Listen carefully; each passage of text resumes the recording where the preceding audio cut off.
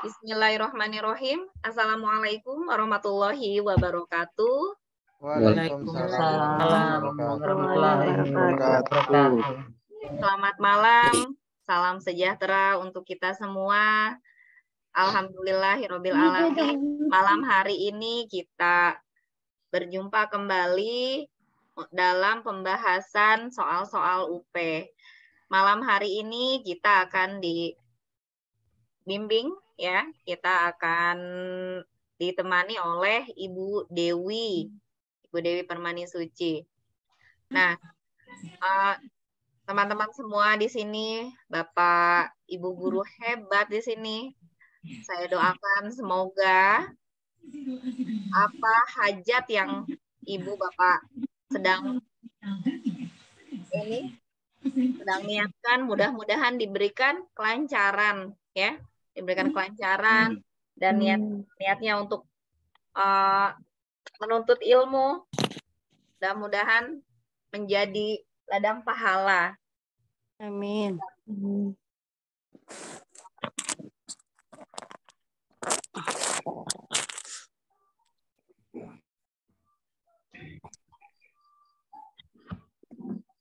Ya. Sebelum kita melanjutkan ke pembahasan soal, marilah kita berdoa terlebih dahulu. Berdoa dimulai.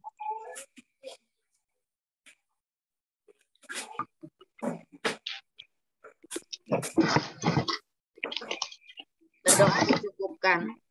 Selanjutnya saya katakan kepada Ibu Dewi. Silakan Ibu Dewi. Ya Bu Susi, terima kasih. Assalamualaikum warahmatullahi wabarakatuh. Waalaikumsalam warahmatullahi wabarakatuh. Selamat malam Bapak Ibu. Selamat malam. Apa kabar? Sehat? Sehat. Ibu. Alhamdulillah. Ya Bapak Ibu, sama seperti yang dikatakan Bu Susi, tetap semangat apapun itu yang terjadi. Bapak Ibu bukan hanya ditunda sebentar saja ujiannya. Bulan depan kan udah ujian lagi ya UP. Jadi udah bisa lulus lagi Bu. Jadi jangan dikejar serdiknya, tapi kejar ilmunya. Itu nanti setelah ilmu itu ada bonus serdiknya. Ya. Ini Bu Susi linknya di share di pendampingan PPG juga. Biar yang saat ini sedang kuliah bisa ikut belajar juga. Ya, siap Bu. Ya. Baik Bapak Ibu, kita mulai saja malam ini kita belajar PKN ya, PPKN. Jadi PPKN itu hampir sama dengan pedagogik dan kepribadian. Jadi menentukan sikap kita meskipun ada di dalamnya juga ada nilai, norma, moral, konsepnya gitu ya. Hanya kalau misalnya di sini Bapak Ibu Bu itu saya 2 kali retakan soalnya beda-beda Ibu gitu kan. Tapi yang saya amati Bapak Ibu, kisi-kisi itu masih sama ya. Dari tahun lalu 2021 sampai tahun 2022 kemarin itu kisi-kisinya sama. Kemudian ada peserta yang jawab Ibu soalnya beda. Kita mempelajari di sini kisi-kisinya Ibu dan cara menjawab soal dengan cepat dan juga tepat gitu ya. Dalam keadaan terburu-buru. Jadi bukan dihafalkan bentuk soalnya, contoh soalnya kok nggak sama gitu kan ya. Hanya yang kita bahas kisi-kisinya itu tentang apa. Misalnya tentang nilai gitu ya. Atau matematika. Ya saya contohkan matematika ya. KPK dan FPB, kisi-kisinya peserta mampu memahami makna KPK dan FPB dalam soal cerita. Nah, misalnya tahun lalu di UP tahun lalu periode lalu lah sebelumnya KPK dari 30 dan 40. Lalu yang setelahnya saat kemarin ini UP lagi, yang keluar bukan 30 40 Bu, itu soal cerita, ada mendaki gunung, kemudian ada 2 anak yang berlari, yang satu 30 menit, yang satu 70 menit, lalu itu kan juga mengarah pada KPK juga gitu Bapak Ibu ya. Jadi kisi-kisi satu KPK itu bisa jadi bentuk soal beberapa macam gitu. Jadi saya harap Bapak Ibu memahami itu, pahamilah dulu kisi-kisinya, apa yang harus saya kuasai, baru bentuk soal dari satu kisi-kisi itu berbagai macam gitu ya. Sama dengan soal PKN yang akan kita pelajari malam ini. Jadi soal PKN itu, nah ini contohnya. Jadi sekarang itu Bapak Ibu sudah harus langsung menuju ke latihan soal. Untuk membaca materi itu sudah bukan waktunya lagi gitu Bapak Ibu ya. Harus sudah sering berlatih. Benar kata Bu Susi, silahkan install aplikasi di HP. Dari RGS juga ada aplikasinya. LMS-nya juga ada Bapak Ibu ya. Silahkan dicari sendiri, diinstal di HP, agar saat tidak ada Zoom, itu Bapak Ibu bisa latihan mandiri. Baik Bapak Ibu, ini PKN, jadi tidak serumit matematika, tidak perlu berhitung dulu Bapak Ibu. Nanti kita baca bersama-sama, sharing juga yang mana yang paling tepat itu jawabannya. Oke, saya mulai. Nomor 1, saya bacakan. Kurang besar, Bu. Oh, kurang besar. Ya. Ya, kecil sekali tulisannya, Bu.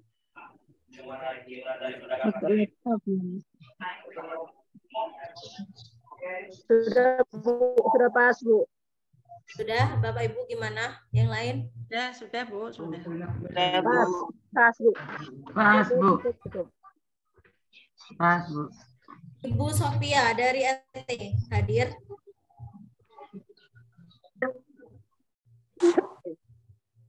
Sudah, Bu.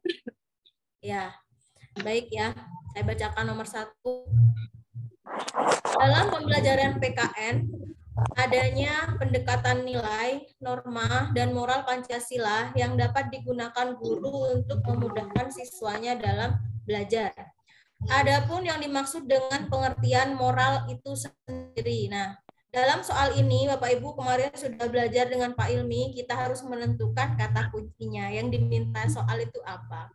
Dari uraian ini ada nilai, norma, dan moral. Inilah pengecohnya Bapak Ibu ya. Kita harus menentukan apanya. Nah, ternyata di akhir soal kita hanya disuruh menentukan moral. Nah, sebelum kita menuju opsi, Bapak Ibu harus paham kata kunci dari soal itu. Kita harus mencari yang diminta soal itu apa, gitu ya. Jadi fokuslah pada moral saja. Nilai dan abaikan, moral. Nah, baru kalau sudah kita paham, langsung kita menuju pada opsinya. Gitu caranya ya. Jadi sekali baca harus sudah paham yang diminta soal itu apa. Itu namanya kunci dari soal. Kata kunci. Temukan dulu kata kunci, pahami, baru langsung ke opsi. Nah, opsinya A, tatanan aturan hukum yang menjadi sesuatu yang sudah memiliki kekuatan normatif atau kekuatan lain. Nah, kita garis bawahi nih. Aturan hukum. Yang kita baca, yang kita pahami aturan hukum. A, aturan hukum. Oke, kita lanjut ke B.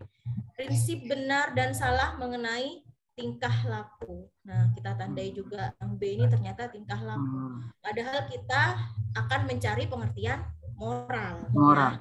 Ya. Jangan lupa moral tanamkan. Jangan balik ke soal lagi biar nggak ragu. Karena kita dikejar waktu saat UP ya. Nah, kalau yang C, pribadi atau mapan, pola sikap. Nah, kita tandai pola sikap. Yang D, keyakinan. Nah, keyakinan ya. Yang harus dipatuhi oleh penganutnya.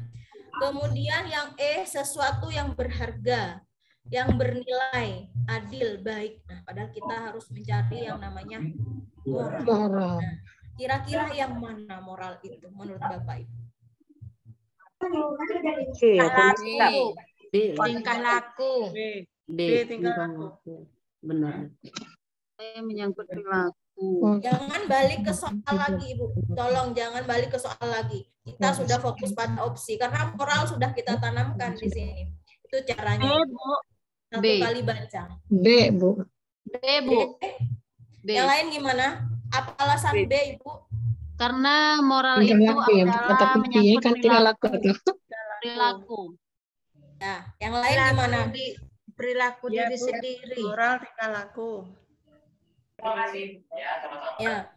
Gini, Bapak Ibu ya. Kadang ada opsi yang saat kita bingung kita memilih yang panjang gitu ya. Yang panjang yang mana Iya. itu adalah kuncinya gitu ya. Tapi itu tidak berlaku untuk semua soal. Ada kalanya kita harus menelaah gitu Bapak Ibu ya. Kalau menurut logika kita yang panjang itu ada di A dan ada di E. Ya. A dan E. Jawabannya oh kira-kira A dan E karena panjang, gitu kan ya. Karena panjang. Nah, tapi ternyata yang A ini aturan hukum Bapak Ibu sudah tahu kan ya. Aturan hukum itu pasti yang tertulis. Norma hukum. Berarti ini bukan moral.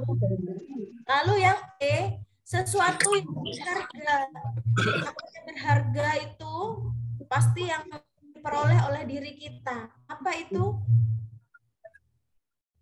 Apa yang berharga? Nilai kita, Ibu ya. Nilai dari diri kita. Misalnya itu kan juga berharga. Artinya ini adalah nilai. Oh, pasti ini nilai, Ibu. Nah, apa yang A dan E tidak kita pilih, Ibu. Berarti kira-kira ada di B, C, dan D gitu ya. Lalu yang C ada pola sikap yang sudah mapan gitu. Pola sikap. Kemudian yang D keyakinan oleh penganutnya. Ini merujuk pada agama ya. Jadi keyakinan yang mana kalau moral? Benar kata Ibu tadi. Kita menuju pada ini. Tingkah laku Ibu ya. Moral itu tingkah laku. Gitu. Itu cara menentukan opsi yang paling tepat dari 5 opsi itu. Jangan balik ke soal lagi. Nanti kita tambah bingung antara nilai, moral, dan tingkah laku. Jangan dibaca lagi, Ibu ya. Itu ya, Ibu-ibu ya. Bapak juga cara memilih, menentukan opsi. Ini PKN. Kadang kita tidak boleh hanya mengandalkan insting yang paling panjang gitu jawabannya. Harus menelaah lagi opsinya, Ibu. Nah, kita bahas pengertian dari nilai, kemudian norma, ya. Nilai itu sesuatu yang dianggap berharga, Bapak Ibu ya. Kunci dari kata nilai itu sesuatu yang berharga. Jika sudah ada konsep di situ berharga, bernilai, kemudian baik, itu pastilah pengertian dari nilai, ya. Nah, kalau norma merupakan sesuatu yang dianggap benar, baik dan benar oleh masyarakat dan dijadikan sebagai pedoman hidup. Ya, apa? Gimana, Ibu? Siapa ya? Oh, bukan ya? Iya. Kemudian perubahan norma bisa terjadi di masyarakat, akan tetapi pada dasarnya norma cenderung bersifat memaksa gitu. Artinya peraturan ini harus dipatuhi, wajib dilaksanakan gitu di masyarakat. Jadi harus ada aturan tertulis kalau norma ini, Bapak Ibu ya. Nah, ini perbedaannya. Apa bedanya, Bu? Norma dan moral gitu. Nah, norma itu dibuat untuk mengatur masyarakat agar apa? Teratur dan tertib katanya gitu. Sedangkan moral untuk apa? Ini loh Ibu, menentukan tingkah laku. Jadi fokus moral itu pada tingkah lakunya. Nah, itu moral dan juga norma, perbedaannya. Hampir mirip ya, kadang ya, nilai, moral gitu ya, norma. Kadang kalau kita nggak teliti itu kan agak sulit juga menentukan opsinya. Baik, Bapak Ibu, ada yang perlu kita bahas lagi nomor 1? Lanjut ya. Nah, kalau ada soal seperti ini, sesuatu yang dianggap berharga, berguna, atau pantas oleh masyarakat dapat disebut Nilai. Nilai. Nah, Nilai. nilai. Bapak Ibu, ini kisi-kisinya satu sama ya, memahami nilai, norma, dan juga moral. Bentuk soalnya udah beda antara nomor 1 dan nomor ini, contoh ini. Kalau ini ditanyakan pengertian nilai, kalau yang atas pengertian moral. Ya, makanya Ibu kan ada yang bilang, Bu, soal UP itu beda-beda, tapi kisinya sama, kisi-kisinya sama, Ibu. Ya, satu kisi-kisi ini bisa berbentuk beberapa soal. Nggak jauh dari nilai, norma, dan moral, hanya bentuk kalimat yang ditanyakan itu ya beda aja dikit. Tapi kalau kita paham pengertian ketiganya, insya Allah nanti Ibu bisa menjawab menentukan opsinya.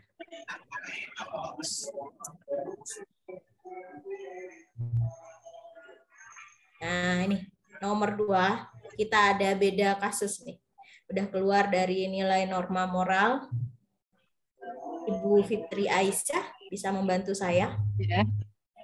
Baca ya, Bu. Ya. Nomor 2, jika dalam pembelajaran PPKN di sekolah dasar, guru ingin membawa peserta didik ke dalam situasi nyata dan menerapkan hubungan antara pengetahuan dengan kehidupannya sebagai anggota keluarga atau masyarakat, pendekatan yang tepat digunakan guru adalah A. Pendekatan sosial, B. Pendekatan kuantum, C. Pendekatan kontekstual, D. Pendekatan, Pak ini nggak ketutup nih, maaf Pak Alamsyah, D. Pendekatan lingkungan, E. Pendekatan konsep. Ya, kata kuncinya dulu Ibu. Dari pertanyaan tadi, intinya tuh apa? Pendekatan Situasi nyata ya Bu ya. Ya, situasi nyata. Lalu hubungan antara pengetahuan dengan kehidupan. Hubungan antara pengetahuan dengan kehidupan sebagai anggota keluarga atau ya, pengetahuan dan juga kehidupannya. Jadi ada dunia nyata, kemudian masih ada pengetahuan dengan kehidupannya. Jadi saling terkait antara pengetahuan dan juga kehidupannya di masyarakat, gitu kan. Nah, yang ditanyakan apa? Pendekatannya. Nah, yang ditanya itu pendekatannya. Jangan lupa ada situasi nyata, ada kehidupan di masyarakat. Kita menuju ke mana nih opsinya nih? Kira-kira ya. kontekstual. Kontekstual ya. Apa beda C dan D, Ibu? Lingkungan.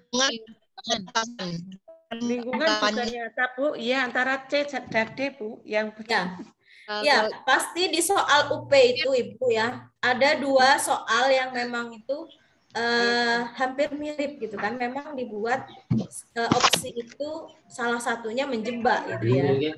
Iya. Kalau lingkungan gimana? Enggak, kayak kontekstual aja, Bu. Kontekstual kan nyata. Kontekstual. Kehidupan nyata. Situasi nyatanya. Pengetahuan ya. Ya. Nah, anu Kak, laptop kuning ada. Pendekatan kontekstual nyata. Kan ada pengetahuan dengan karena kita kata kuncinya ada di sini, Bu ya. Ada nyata. Kemudian kalau kita memilih lingkungan, di situ ada hanya lingkungan keluarga atau masyarakat. Ya. Sedangkan yang di sini si guru ini membawa siswa ini masih di lingkungan sekolah ya. Ya. Jadi lebih tepat ke Kontekstual. Kontekstual, Bu. Ini ya, kontekstual. Nah, langsung. Kalau konsep, Bapak Ibu, pendekatan konsep itu hanya materi-materi yang berhubungan dengan mata pelajaran di kelas saja, gitu kan ya pendekatannya.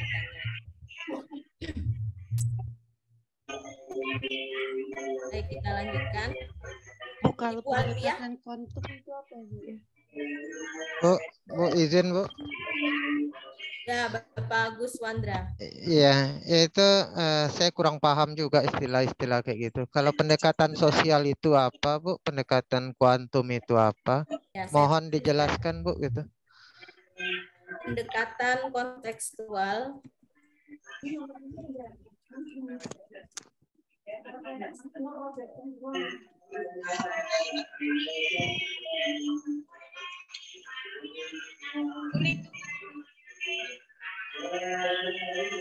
lingkungan nyata, Pak. Jadi lingkungan nyata siswa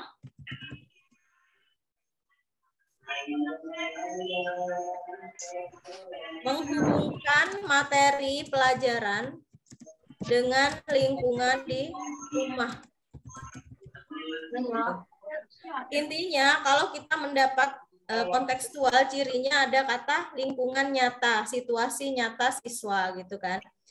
Pendekatan lingkungan. Nah, ini guru fokus pada lingkungan sekitar siswa. Artinya Bapak Ibu, pendekatan lingkungan ini tidak masuk pada kegiatan intern di pembelajaran gitu kan. Langsung keluar aja, nggak ada hubungannya dengan pelajaran yang dibahas. Tapi memang fokusnya ke lingkungan. Misalnya kita ke ini apa namanya? Ada musibah apa banjir gitu ya. Itu kan juga nggak ada pelajaran saat itu berhubungan dengan banjir, tapi kita mempelajari langsung keluar gitu, nggak ada rencana di dalam kelas yang akan menghubungkan dengan kegiatan di lingkungan siswa, langsung aja fokus pada lingkungan luarnya gitu kan. Pendekatan konsep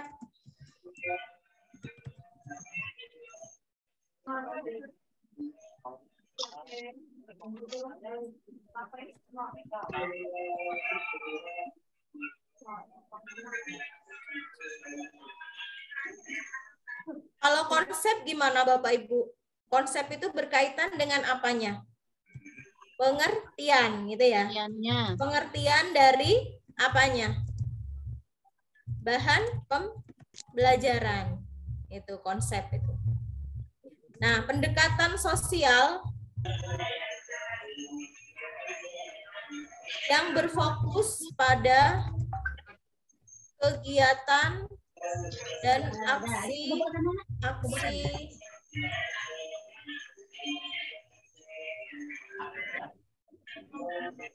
sosial. Misalnya pemahaman siswa terhadap peran apa namanya itu, misalnya kegiatan sosial di rumah ya Bapak Ibu ya. Ada kegiatan apa contohnya kalau di rumah kegiatan sosial? Peran sosial warga ya, bermasyarakat, kerja bakti ya. Ya, seperti itu Ibu. Kemudian kegiatan jual beli.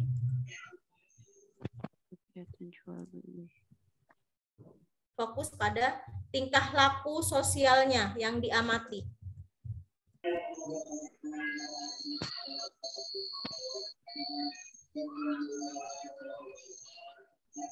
Nah, ini hampir sama Bapak Ibu, pendekatan sosial ini nanti menuju pada model ini Ibu, sosiodrama,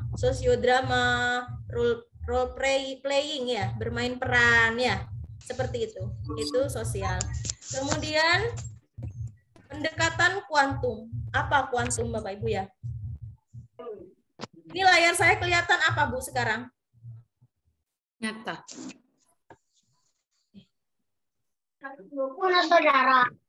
Pendekatan kuantum. Ini saya share masih apa Ibu tampilan di situ? Pendekatan kuantum. Pendekatan kuantum. Di nomor 2 bagian B. Oh ya, bentar. Saya share yang lain. Di nomor 2. Ya, bentar. Berarti belum muncul ini ya. Bentar.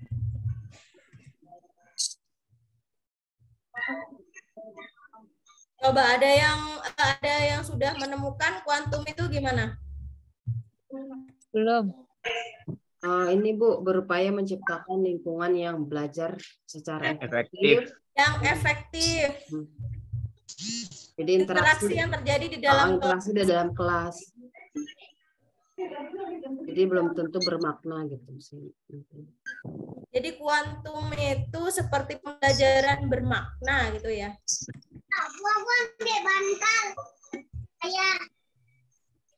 Ini slide saya PowerPoint belum muncul ya? Yang di situ ya? Belum, Bu? Belum, Bu. Belum ada, Bu. Belum, Bu. Belum Pembelajaran yang efektif dan bermakna. Jadi ini Bapak menggunakan segala potensi siswa. Coba nih ya. Untuk mengembangkan pembelajaran. Bukan, spidol. Nah, ini. Jadi gini Bapak, kalau pendekatan kuantum itu kan pengertiannya pembelajaran yang efektif dan bermakna gitu ya. Artinya si guru ini perlu menggunakan potensi siswa. Misalnya siswa itu punya potensi bermain drama ya, dia suka bermain drama itu ya, suka memerankan sesuatu. Jadi guru bisa menciptakan, menggunakan pendekatan ini untuk mengajarkan materi bahasa Indonesia misalnya, cara memahami peraturan di sekolah, memahami peraturan di rumah dengan bermain peran, nah gitu Bapak. Jadi efektif sekali. Jadi untuk pendekatan kuantum ini lebih efektif karena memang siswa punya potensi, punya bakat untuk bermain peran, lalu pelajarannya tentang materi memahami aturan di rumah dan di sekolah. Gitu, Pak. Gimana Pak Agus? Pak siapa? Ya, udah Bu. Ya, oke ya. Nggak usah dihapus Bu, nanti minta kami bahan ini. Ya, Bapak, nanti saya share di grup ya, Pak. Ibu Susi. Ibu Susi, ya, perbedaan antara pendekatan kontekstual dengan lingkungan apa sih, Bu? Nah, ini, Pak. Nah, kalau kontekstual itu ini, dari pengertiannya aja, pendekatan yang mengaitkan dengan lingkungan nyata siswa gitu. Apa bedanya dengan pendekatan lingkungan? Seperti yang saya katakan tadi, kalau kontekstual itu mengaitkan antara pelajaran dengan situasi siswa di rumah. Kalau pendekatan lingkungan, si guru ini itu kebetulan aja, Pak. Maksudnya langsung dibawa ke lingkungan, gitu kan? Sebelumnya itu nggak ada sintak untuk mengaitkan pelajaran itu dengan situasi nyata di rumah. Kalau lingkungan ini, saya beri contoh seperti contohnya mengamati peristiwa banjir. Nah, itu kan berbasis lingkungan, Pak, pendekatan lingkungan. Tapi kalau kontekstual, siswa itu mengalami sendiri. Jadi pelajaran PKN, peraturan di rumah, lalu dikaitkan dengan kontekstual di rumah. Dia sedang apa yang dia lakukan di rumah. Nah, itu kehidupan nyatanya dikaitkan dengan pelajaran yang di sekolah. Tapi kalau lingkungan, itu guru langsung ke masalah-masalah lingkungan di luar sekolah. Gitu, Pak. Gimana, Pak? Iya, makasih banyak, Ibu. Makasih banyak, Bu. Saya udah paham, tangkap. Ya. Berarti Bu Dewi, berarti kalau pendekatan kontekstual tuh ingat aja dengan lingkungan nyata kan, Bu? Iya, Bu. Sedangkan pendekatan lingkungan itu dilekatkan juga dengan lingkungan sekitar siswa. Iya. Jadi lebih berfokus pada peran siswa di sekolah dihubungkan dengan yang di rumah. Itu kontekstual. Nah, kalau lingkungan, ini seperti ini, Bu, masalah-masalah lingkungan, kasus-kasus lingkungan.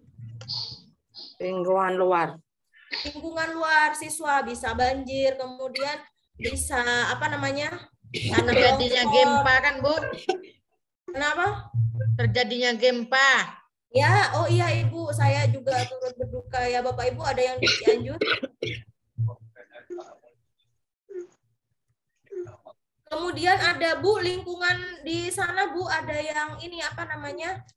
Sudah bau, tercemar dengan sampah. Ya. Nah, itu basis lingkungan bisa kita gunakan.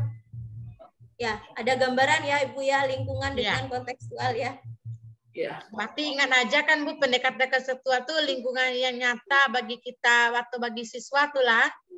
Sedangkan pendekatan lingkungan itu fokus dengan kasus yang ada terjadi di lingkungan kita. Ya Ibu, gitu. Menurut saya seperti itu lebih mudahnya ya. Iya. Ya.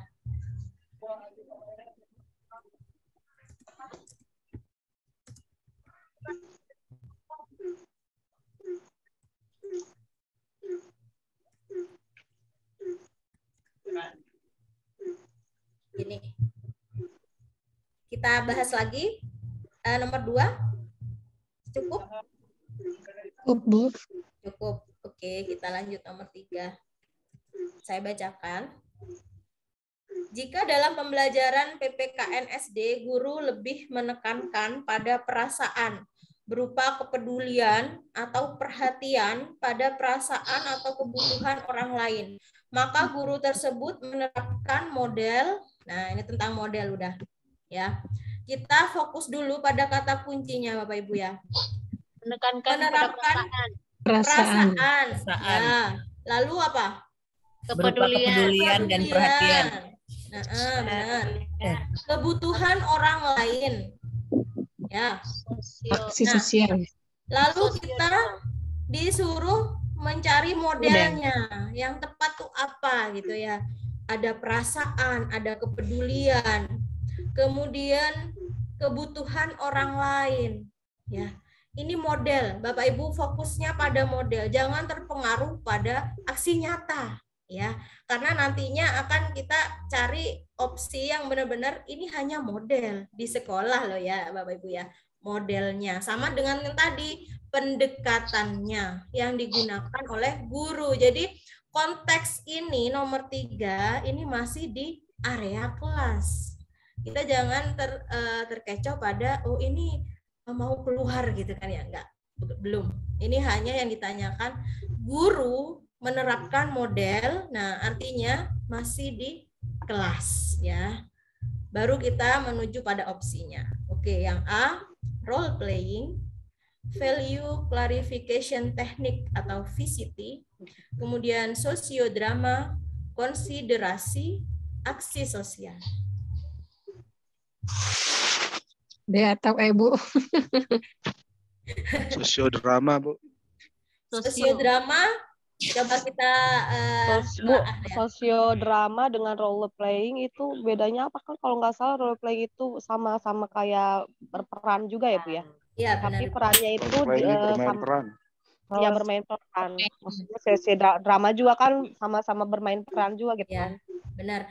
Ada yang kalau kita baca sosiodrama atau role playing, jadi disejajarkan, Bu, disamakan itu pengertiannya. Tapi setelah kita telaah lagi, ternyata ada meskipun dikit tuh bedanya ada, gitu kan ya. Kalau sosiodrama perannya lebih fokus pada tingkah laku sosial.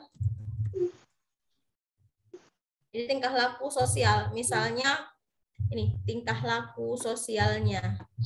Jadi misalnya kita berperan sebagai pedagang, yang satu pembeli. Nah, saat memerankan jadi pedagang, gimana tingkah laku saat kecewanya, saat menawarkan semangatnya, menawarkan barang tuh gimana gitu. Seperti itu sosialnya, Ibu. Tapi kalau bermain peran, ya peran apa saja, kan? Entah jadi guru, entah jadi murid, ya kita sebagai ibu, misalnya memerankan sebagai ayah, kemudian sebagai anak. Gitu. Bermain peran sesuai tokoh, gitu ya, apapun itu. Jadi kalau sosiodrama fokusnya pada tingkah laku sosialnya. Nah, kalau VCT, Bapak Ibu, apa tuh VCT? Value clarification technique. Value nilai ya, teknik ya, teknik klarifikasi nilai. Nah, apa nih maksudnya? Hanya di bahasa Inggriskan aja gitu ya. Kalau bahasa Indonesia teknik klarifikasi nilai. Kira-kira Ibu opsinya yang mana yang cocok nih? Sebelum kita bahas nih di bawahnya.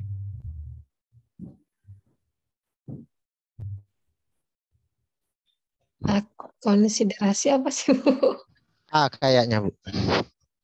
Kalau yang A itu kira-kira enggak, Pak, karena ada kembarannya A gitu kan, nggak mungkin ada dua jawaban. Itu caranya menelaah opsi itu, kok ini apa namanya, role playing sepertinya sama dengan sosiodrama gitu kan, sama-sama ini bermain peran gitu kan. Bun, aksi sosial. Nah, aksi sosial ini Bapak Ibu ya, hampir sama dengan ini tadi. Pendekatan apa tadi? Sosial. Nah, pendekatan sosial menggunakan model apa? Model aksi sosial gitu ya. Jadi pendekatannya pendekatan sosial, model pembelajarannya model aksi sosial. Nah, itu cocok Bapak Ibu ya, aksi sosial.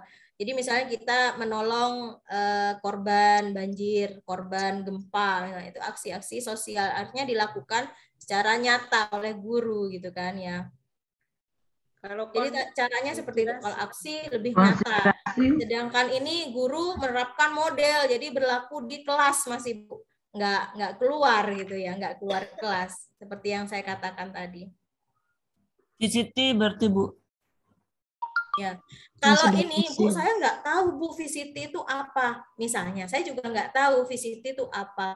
Nah, kita lihat ininya saja Bapak Ibu ya. Di sini ya. Value, penilaian. Value itu apa? Nilai ya kan ya.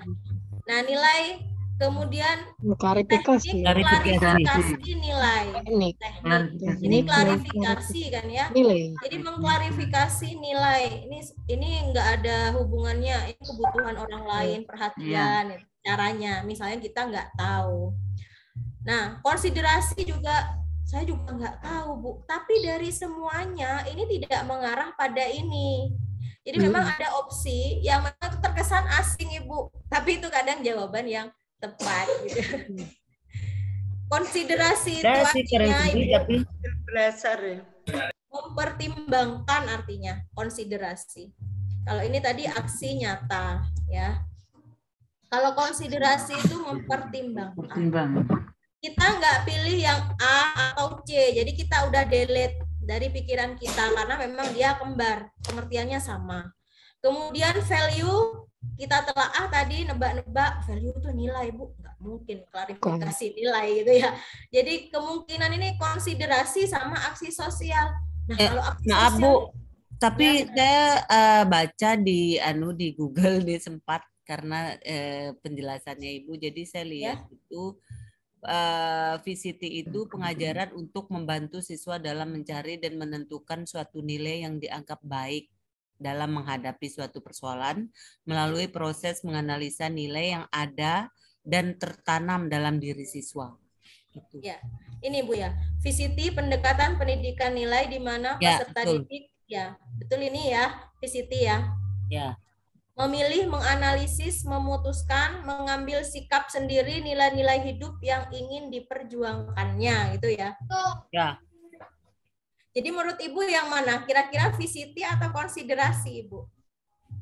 Konsiderasi, Bu. Gimana, Bu? Jika menggunakan perasaan. Konsiderasi karena dia mempertimbangkan perasaan apa tadi? Pertimbangkan perasaan bisa ya, kebutuhan orang lain juga bisa dia.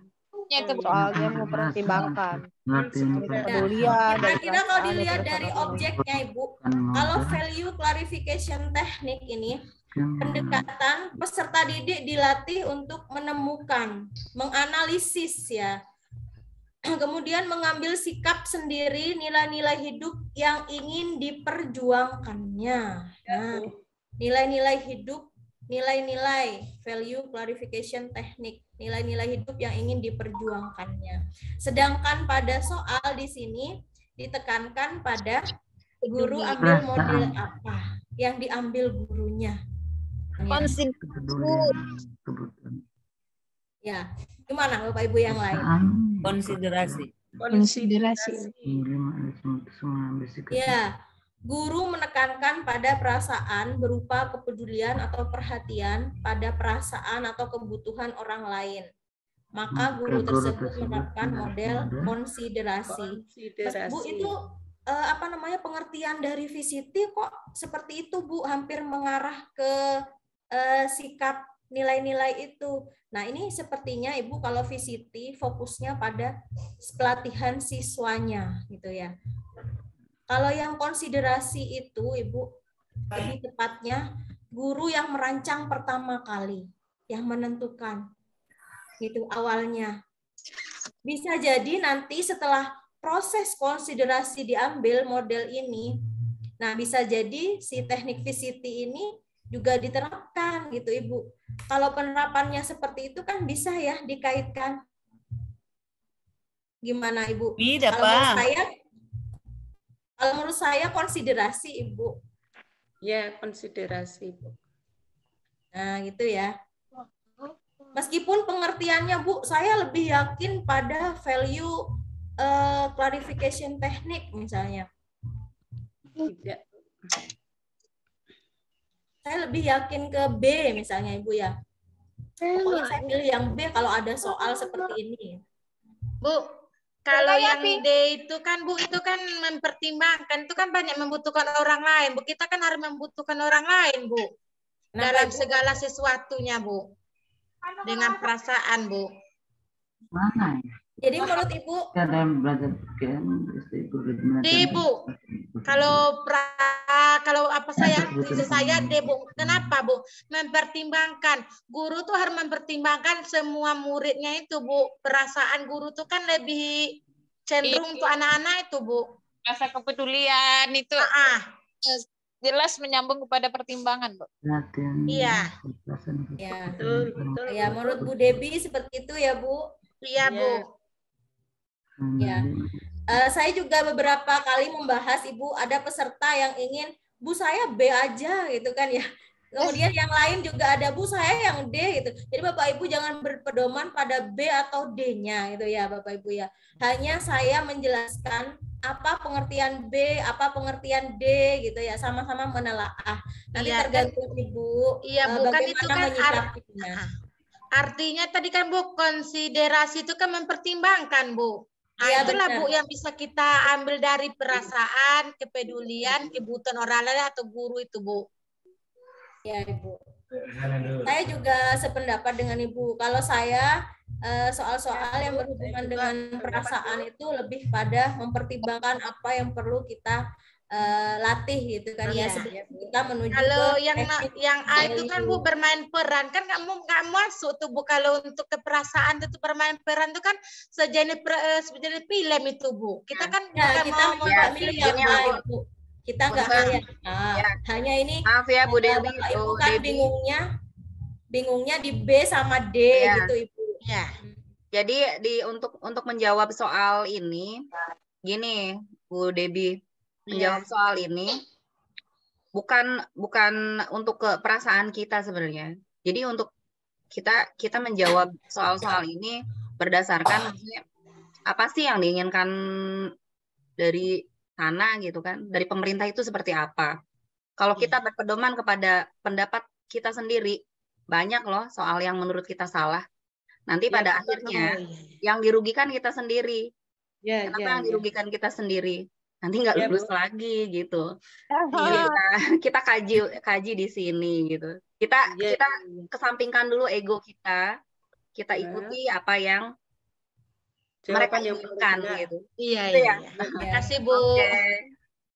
Ya Ibu, kadang menurut kita benar gitu ya Bu, saya nggak suka yang D, menurut saya benar yang B, itu nggak apa-apa, tapi kan yang dikisi-kisi maunya apa gitu ya Ibu ya, kita harus paham tentang model pembelajaran PPKN gitu, maunya yang D misalnya, ya nggak bisa juga kita mutlak maunya kita B, ternyata salah.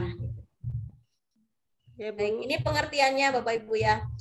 Visiti, kemudian konsiderasi, ini sosiodrama. Nah ini Bapak Ibu, sosiodrama dimaksudkan adalah mendramatisasi Bapak Ibu ya, mendramatisasikan bentuk tingkah laku dalam hubungan sosial. Kalau bermain peran, role playing tadi, pengamatan indera ke dalam situasi masalah secara nyata gitu ya, sedikit aja bedanya, tapi seringnya itu kembar Ibu, sosiodrama sama role playing.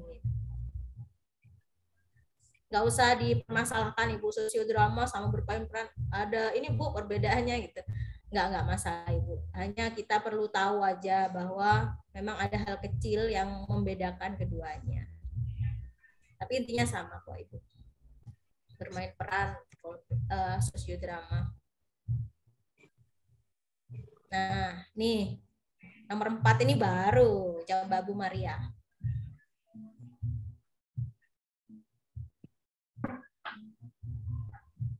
Nomor 4, Bu. Aksi sosial. Oh, nak baka-baka di mana pika hajak kau sudah pelaku. Kan kalau tompe abuk tu terbakar, bisa kau mematikannya. Ini Bu. Iklan Bu. Apa Bu? Secara langsung. Ya. Ya.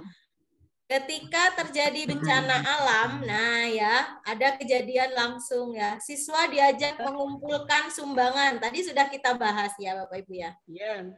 Tindakan pembersihan demi membantu mengurangi penderitaan penduduk yang terkena bencana merupakan perwujudan pembelajaran moral dari aksi sosial. Aksi sosial. Aksi nyata. Ya. Nyata terjadi. Bu. Ini gampang ya, kalau udah gini ya tahu ya, maknanya tahu, apa yang harus kita cari itu tahu, gitu, kuncinya tahu. Langsung dah kita menuju opsi yang tepat. Ibu Suwaibah.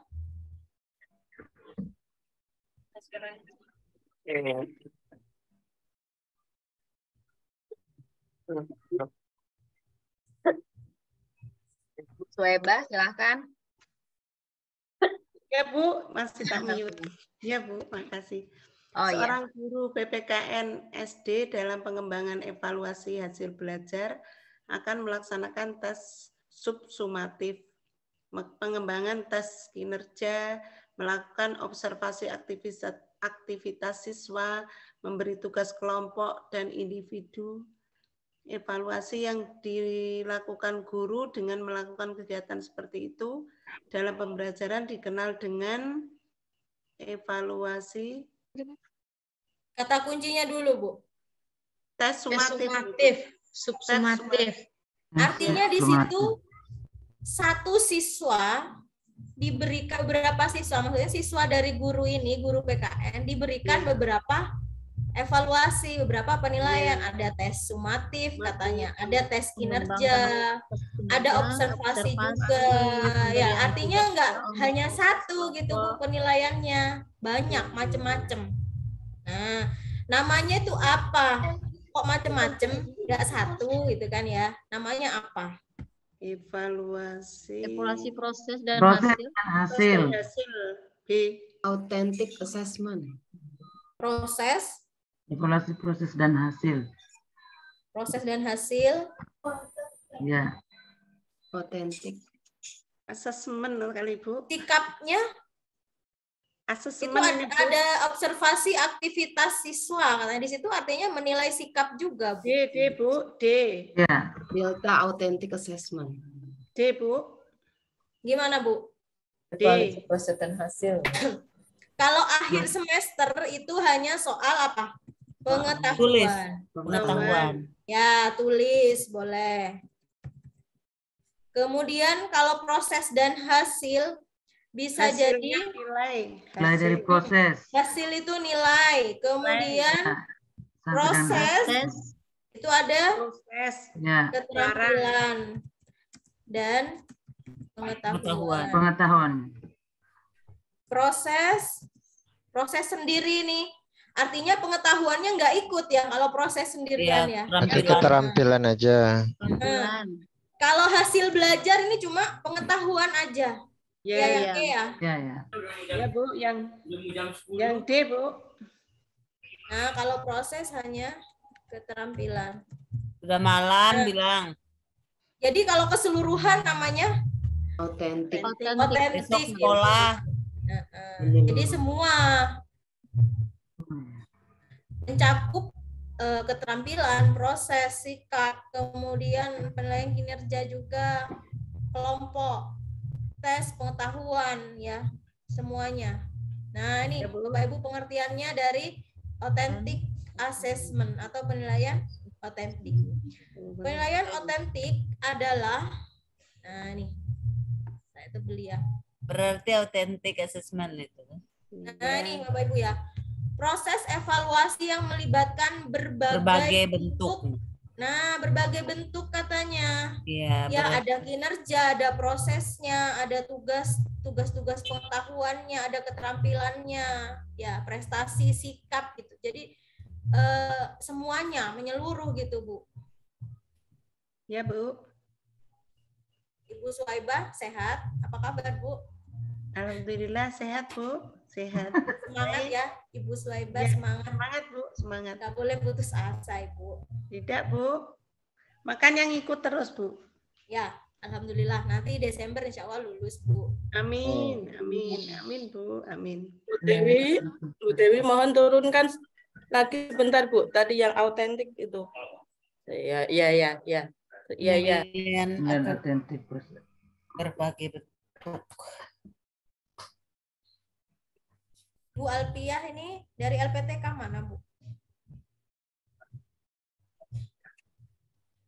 Gimana, Bu? Dari mana? LPTK UMP. mana? Ya? UMP Universitas Muhammadiyah Purwokerto. Kelompok apa, Bu? Kelompok Kelompok 01. Kelas PGSD. PGSD sama?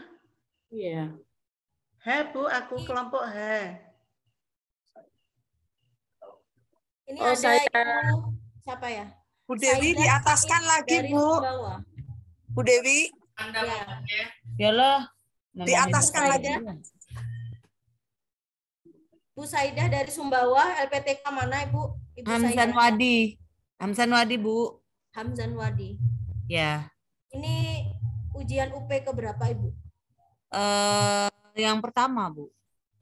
Retakar pertama. Retakar pertama. Iya, retakar pertama.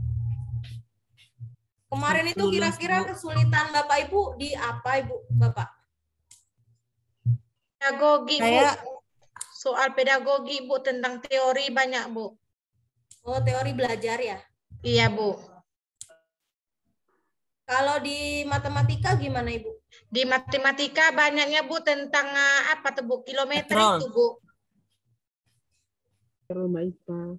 Kalau kecepatan ada nggak? Jarak tempuh itu, Bu. Jarak tempuh perjalanan itu, Bu. Kecepatan. Ada. Kecepatan Itu yang jarak. banyak keluar, Bu, kalau untuk matematika, Bu. Kalau untuk IPA-nya, Bu, yang banyak keluar tuh, Bu, tentang apa namanya tuh, gambar organ tubuh, Bu, gambar yang apa, tulang rusuk itu, Bu. Iya, anu sama itu sistol, diastol. Iya. Terus apa lagi, Bu, tentang kalender Hijriah sama Masehi, Bu. Perbedaan bilangan itu Bu, yang Masehinya apa, Hijriahnya apa? Putaran. Ya, masih belum ngerti. Masih bingung tentang ini, masih belum paham tentang kalender Tapi Hijriah sekarang alhamdulillah dari Bu, kalau Masehi. Masehi itu Bu tentang revolusi bumi. Kalau Hijriah itu Bu revolusi bulan. Udah Bu, udah paham. Itu udah. Mana tahunya besok Bu kalau udah mau keluar pula itu kan senang pula kita lagi Bu. Iya, semoga lancar Bu Debi. Amin ya Allah Bu. Kayaknya ujian talagi ini dipermudah Ibu. Jadi penjaringannya mungkin karena tahun depan kan udah offline semua. Kok gitu Bu? Ya yang online kan terakhir tahun ini. Oh iya ya. Diluluskan semua. Amin ya Allah Bu. Semoga Bu. Kita udah berjuang Bu, udah mati-matian Bu. Suami anak udah ditinggalkan Bu selama 100 hari Bu. Admin kemarin ngomong juga Bu. Bu Dewi yang di tryout itu Bu, matematika saya kadang itu. Iya Ibu. Di apa namanya? Matematika. Iya yang di tryout. Iya yang di tryoutnya itu Bu. Besok-besok bisa dibahas ya Bu Dewi. Iya, iya Bu. Jadi kadang kita apa namanya? Kalau untuk matematika itu memang harus sering Ibu, sering berlatih. Nggak cukup hanya sekali, 2 kali gitu ya. Kalau matematika itulah Bu, kecepatan itu Bu yang bikin kita terlalu kalau kita cari Bu waktunya sempit. Iya. Jadi untuk ngerjakan matematika Ibu harus cepat dalam pelajaran yang lain. PKN itulah Bu. Kita tuh dikejar waktu Bu, sehingga yang matematika tuh Bu sekitar 15 soalnya tuh Bu. Ya, seperti PKN ini nomor 6 ya. Ini kan memang kalau PKN ya, itu soal-soal uraian seperti ini itu harus baca cepat gitu Bu. Jadi nanti sisa soal yang di PKN itu waktunya kita gunakan untuk matematika gitu. Iya. PPKN ini satu Bu, rumit juga Bu keluarnya Bu. Iya, nanti pertemuan berikutnya ya kita bahas matematika. Insya Allah. Baik, nomor 6. Di sebuah sekolah dasar dalam satu kelas terdiri dari 26 peserta didik yang kemampuan belajarnya beragam. Jadi macam-macam Bu kemampuannya. Ada yang sedang, rendah, tinggi. 7 peserta didik sangat menonjol katanya, bagus. Jadi ada 7. Jadi dari 26 ada 7 yang bagus. Kemudian ada 6 peserta didik yang kurang. Jadi 6 peserta kurang. Jadi, sedangkan sisanya biasa saja. Ini kan soalnya muter-muter gitu kan ya. Diceritakan muridnya ada berapa, yang belajarnya tinggi berapa gitu. Nah, 7 peserta didik yang menonjol bagus kadang justru mengganggu temannya. Oh, yang pinter nih, ganggu-ganggu tuh. Kata aku ya, bau mau masak lah Ibu. Nah, jadi 7 temannya ini yang bagus mengganggu teman yang lain yang belum memahami pelajaran. Nah, kasusnya gitu, Bu. Jika akan dilakukan penelitian, nah, ini pasti penelitiannya apa? Penelitian PTK ya, penelitian tindakan kelas gitu ya. Untuk perbaikan pembelajaran. Nah, kita disuruh menentukan apanya? Variabel terikatnya, Bapak Ibu. Jadi, ini adalah unsur-unsur dari PTK, ada variabel terikatnya. Artinya, variabel itu yang harus kita teliti.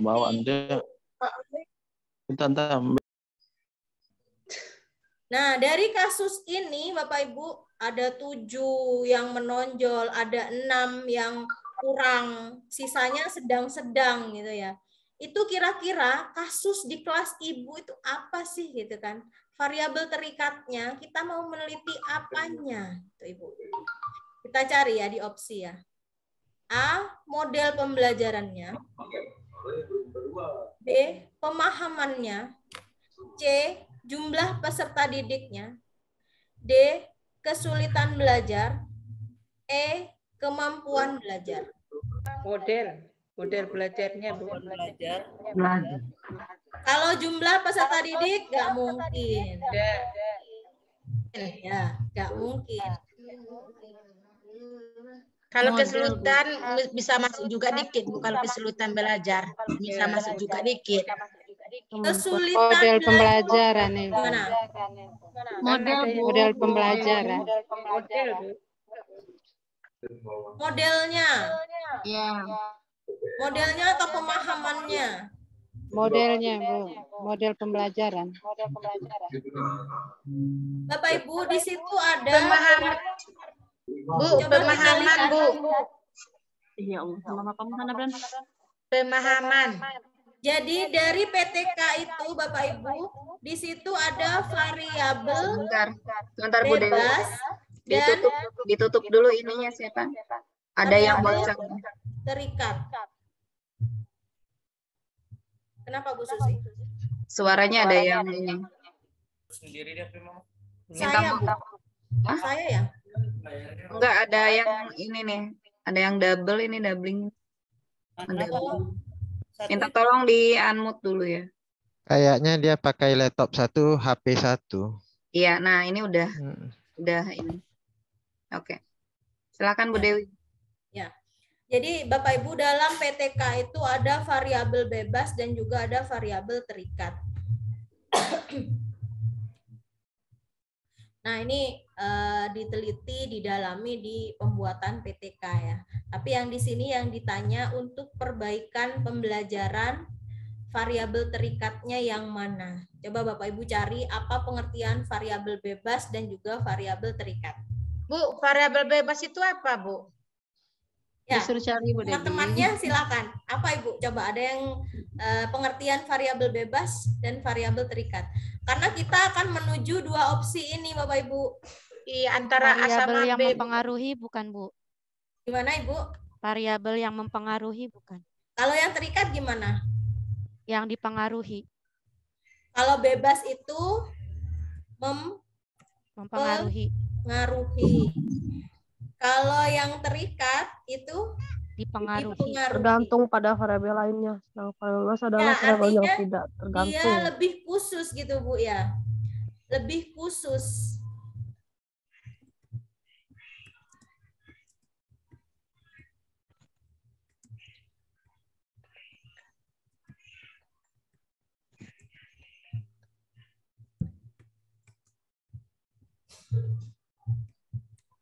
Nah, ini ya. Jadi variabel bebas artinya faktor yang mempengaruhi adanya perbedaan kemampuan. Apa yang mempengaruhi perbedaan kemampuan? Yaitu adanya model pembelajaran. Jadi misalnya gurunya menggunakan model apa tadi Bu? Model apa tadi? Yang macam-macam model di atas, ini pelajaran PKN ya. Model apa tadi ya? Kontekstual ya, role playing ya. Nah, jadi misalnya si guru PKN ini menggunakan model bermain peran. Bu Susi, suara saya gema lagi. Yang coba, iya, gema lagi ya. Ada yang pakai dua. Tolong di unmute.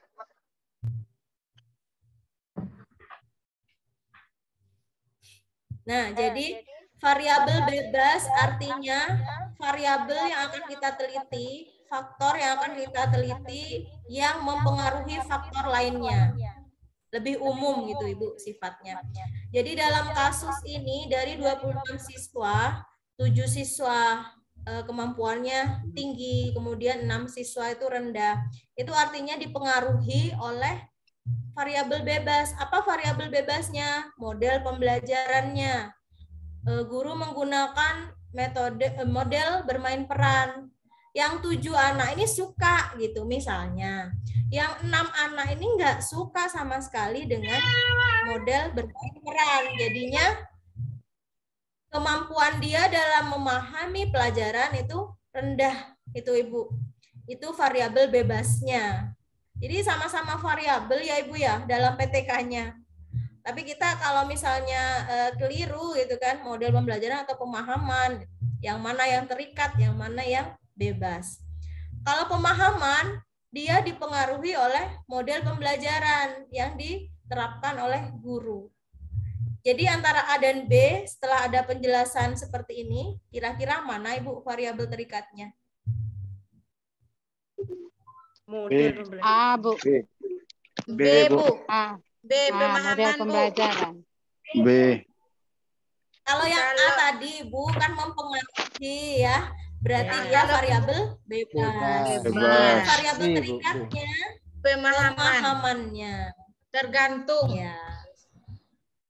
Ya, Berarti tergantung pemahaman dari anak itu model separuh pembelajaran. mengerti, separuh tidak mengerti, Bu.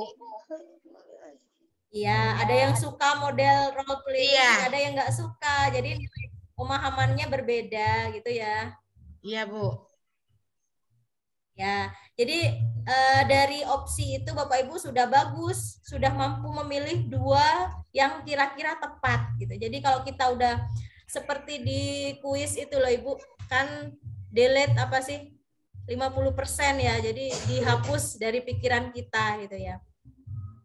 Jadi sudah disisakan 2 yang paling dominan. Kita tinggal milih antara keduanya itu yang mana yang paling tepat gitu Bu. Kalau yang lain kayaknya udah nggak ada sama sekali, nggak berhubungan, jauh dari kata tepat ya.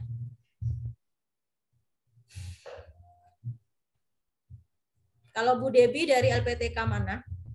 Universitas Sultan Ageng, Bu. Tirtayasa.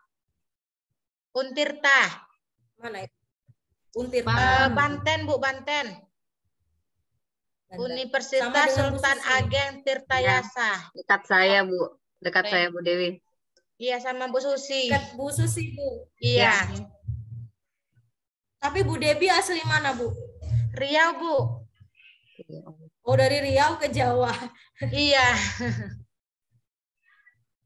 Saya dari Jawa ke Sumatera, Bu. Ke Al Muslim saya. Oh. Di Aceh. Putar dia kan, Bu. Ya, baik. Nomor 7. Ibu Yasparaini Gibran. Ya, izin Minta ya, tolong, Bapak Ibu. Ibu. Ya. Pancasila merupakan landasan bagi penyelenggara negara dan pelaksanaan sistem pemerintahan. Konsekuensi penerapan fungsi Pancasila sebagai dasar negara Republik Indonesia adalah kata kuncinya Sistem landasan bagi penyelenggaraan, Bu. Landasan. Sama sistem pemerintah, Bu. Penyelenggara negara. Pemerintah. Sistem pemerintah, Bu. Kemudian fungsi Pancasila. Fungsi Pancasila. Pancasila. Ya. Jadi landasan bagi penyelenggara. Penyelenggara itu berarti pemerintah. Pemerintah. Ya. Penyelenggara artinya pemerintah. Jadi fungsi Pancasila yang berhubungan dengan landasan penyelenggara.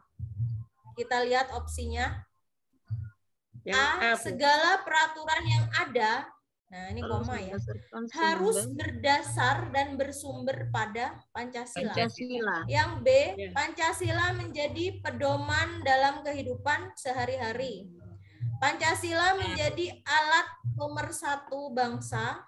Yang D, kepribadian bangsa. Yang E, ciri khas. Ini semua memang fungsi Pancasila, Bapak Ibu ya. Kan benar ya, semua fungsi Pancasila. Tapi yang berhubungan dengan pemerintah. Pemerintah. Kata kuncinya Bapak Ibu, yang mana nih? Penyelenggara. Yang A, Bu. Bagi penyelenggara, berarti ada, Bu. Segala peraturan yang ada harus berdasarkan dan bersumber benar. A. Nah, kalau yang B, Bu, itu yang B pedoman loh, Bu, itu. Tapi dalam apa? Kehidupan sehari-hari, Bu. Arti pribadi itu, Bu. Keluarga. Ya. Keluarga, bukan masyarakat. Artinya lebih kecil, bukan bukan pemerintah. penyelenggara. Iya. Bukan pemerintahan lah ya. Bukan pemerintahan, Bu. Itu kan masyarakat. Yang lain, alat pemersatu, kepribadian, ciri khas, udah kita delete dari pikiran kita. Udah nggak tepat ya.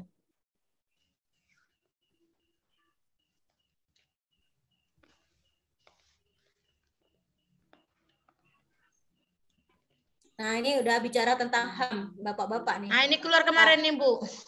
Pak Gus Mandra, minta Tapi tolong. tentang apa? Sambo, Bu. Bu Susi, Bu Dewi, kemarin keluar ini Bu soalnya Bu, pas Bu. Seperti Iya, ini Bu. kemarin keluar juga, Bu. Iya. Seperti ini ada. Iya, ada. Ada Bu. Pas seperti ini soalnya Bu. Ya, silahkan Bu. Pak Gus. Iya. Nomor 8. Penegakan HAM di Indonesia terkendala antara lain oleh lemahnya pengawasan masyarakat dan perlunya penguatan lembaga swadaya masyarakat di bidang hukum. Usulan upaya penegakan dan pemajuan HAM di Indonesia yang tergolong pada lembaga swadaya masyarakat adalah. Tunggu dulu Pak, kuncinya dulu Pak. Penegakan HAM tidak terkendala. Lemahnya pengawasan Lemahnya masyarakat. pengawasan masyarakat, Bu. Nggak itu Bu kata kuncinya, Bu. Lemahnya pengawasan masyarakat. Lalu adanya lembaga swadaya masyarakat. Iya. Swadaya.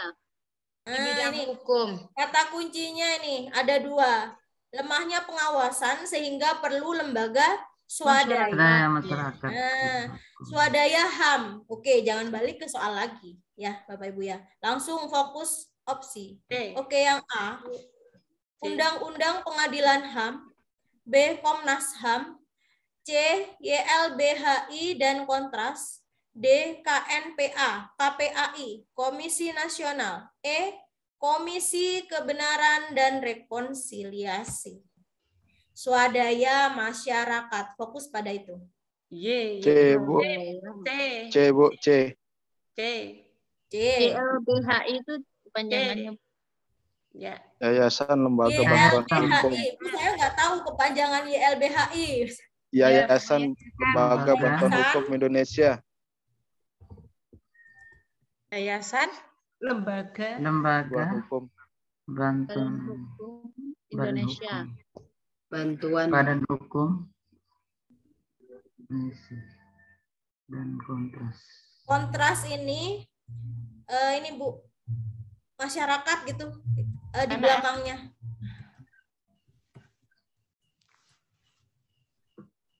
Berarti cocoknya C. Ini juga lembaga Bu, hukum Bu, buka hukum Bu. D-nya bantuan, Bu, bantuan hukum. Yayasan Lembaga Bantuan Hukum.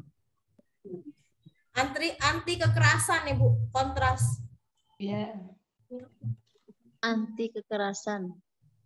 Apa sih? Coba Ibu cari di Google Kontras. Kalau saya memilihnya gini Bu, saya nggak tahu misalnya YLBHI apa, Kontras itu apa, singkatannya, kepanjangannya. Nah saya milihnya gini. Ini kan kata kuncinya swadaya ya. Swadaya artinya bukan milik pemerintah. Iya. Nah, ini ada Komisi untuk orang hilang. ya. Kalau undang-undang itu kan pemerintah itu kan Bu. Pemerintah. Ada Komnas HAM. Lembaga pengadilan tuh pemerintah juga Bu. Komisi Nasional. Dia juga ada Komnas. Komisi Nasional pemerintah. Ya. Yang E juga Bu. Ya. Jadi kira-kira yang Komisi. punyanya masyarakat itu yang C gitu menurut saya, meskipun saya nggak tahu singkatannya apa. Ya Bu, betul. Ya, betul Bu, betul. Ya Bu. Swadaya ya.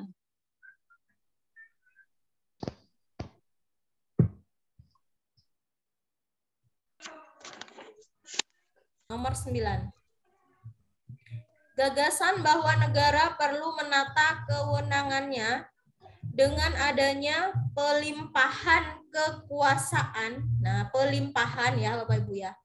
Pelimpahan kekuasaan pemerintah pusat kepada pemerintah daerah. Nah, artinya dari pemerintah pusat itu diserahkan ke daerah. dibagi-bagi, dipecah-pecah. Kayak kita kebijakan PNS, kebijakan guru diserahkan pada APBD misalnya. Ya, itu pelimpahan kekuasaan. Itu contohnya dalam bidang pendidikan, Ibu ya. Jadi sistem pemerintahan yang dianut Republik Indonesia saat ini berdasarkan kasus ini, kata kuncinya pemerintah pusat melimpahkan pada pemerintah daerah. Oke, kita pahami kunci soalnya, kata kuncinya. Yang C ya, Bu. Dilimpahkan ya, ingat dilimpahkan dari pusat ke daerah. Federal, monarki, presidensial, asas desentralisasi, kemudian presidensial, asas sentralisasi, yang E, parlemen. Yang C, Bu. Desentralisasi. Parlementer. J, Bu, 2. Kalau sentralisasi, pemusatan. Ya, pusat, Bu. Kalau desentralisasi kebalikannya, artinya daerah. Kedaerahan. Jadi kita pilihnya yang C. Oke, udah jelas ya. Jadi kalau kita bingung desentralisasi sama sentralisasi, itu aja yang dijadikan pedoman gitu ya. Sentralisasi, sentral tengah pusat gitu. Pemusatan nggak mungkin nih, karena kasusnya malah diserahkan ke daerah gitu.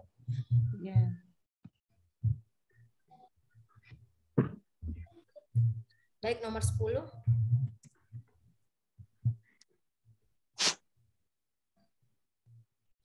Salah satu tujuan amandemen. Jadi tujuan di amandemen, Bapak Ibu.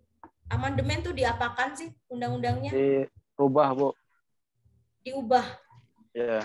Diubah tapi tidak menghilangkan dasarnya, gitu ya. Masih direvisi. Direvisi, ya lebih tepatnya direvisi. Hal-hal yang perlu gitu kan. Sama dengan kisi-kisi, Ibu ya. Kalau kisi-kisi itu nggak ada yang diganti kisi-kisinya, dasarnya itu tetap, hanya bentuk soalnya yang diubah, gitu, direvisi, ditambahi, dikurangi, gitu. Nah, amandemen terhadap UUD 45 adalah mempertegas sistem pemerintahan presidensil yang dilakukan dengan, nah ini ya, jadi tujuan amandemennya yang kita fokuskan. Terus ada kata pemerintahan presidensil. Kita cari opsinya yang cocok, amandemen dan juga presidensil. Presiden sebagai yang kepala A, kedudukan presiden sebagai kepala negara. Yang B, kedaulatan di tangan rakyat dan dilakukan menurut UUD. Yang C, pemisahan kedudukan presiden dengan lembaga legislatif. Yang D, pemilihan presiden dan wapres dilakukan secara langsung. Yang E, presiden dipilih 5 tahun sekali. Yang A, Bu. A, Bu. Yang mana, Bapak Ibu? A, Bu. Presiden sebagai presiden. Mempertegas sistem presidensil katanya. Jadi tujuan amandemen ini mempertegas.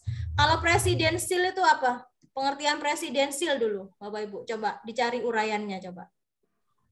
Pemerintahan yang dipimpin oleh presiden ya. Gimana uraiannya? Ada yang cari? Uraian yang lebih lengkap, Ibu. Ya memang dikepalai oleh presiden. Tapi lebih lengkap uraiannya gimana? Coba Pak Gus Wandra. Ambang batas pendukung, Bu. Gimana, Pak?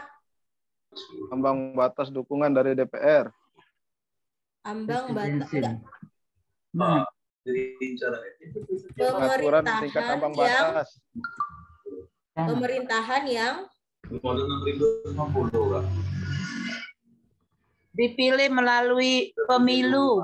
Sistem pemerintahan yang dipilih melalui pemilu. Pemegang kekuasaan eksekutifnya tidak harus bertanggung jawab eksekutifnya tidak harus bertanggung jawab pada legislatif bertanggung jawab kepada legislatif. Legislatif. Sistem pemerintahan pemegang kekuasaan eksekutifnya tidak harus bertanggung jawab kepada legislatif. Itu pengertian dari pemerintahan presidensil. Secara kasarnya kalau kita melihat kata-kata presidensil, wah pokoknya presiden gitu ya. Kedudukan presiden dan negara. Bu. C.